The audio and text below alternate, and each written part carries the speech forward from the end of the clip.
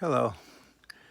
This video is about the upcoming depression and economic collapse of the United States of America and the worldwide depression. Let's face it now. This disease, this virus, is going to kill 100 million people, minimum. It's very sneaky, kills without you seeing it. Nobody really knows what causes it. There may or may not be a vaccine that can get rid of it. If it mutates, it's going to have complete control over us. It's already killing a lot of elderly in the nursing homes. But let's figure this thing out, okay? People lost their jobs, okay? So they have no money to pay their rent.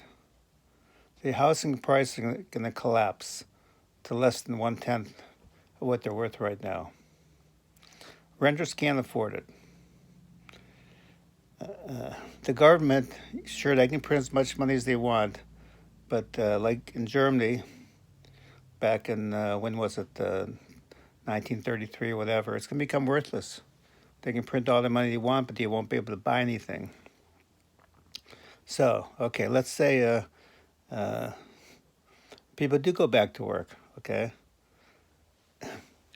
Problem is, nobody's going to go to any restaurants because they're not going to sit with anybody else because they're afraid they're going to catch that coronavirus again or a mutation of it.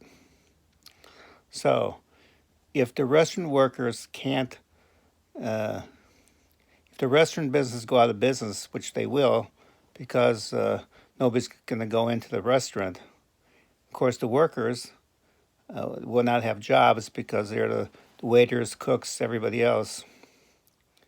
The bus drivers getting people to work, they're dying like flies right now, so they're not going to be able to take anybody to work. So that industry is going to shut down.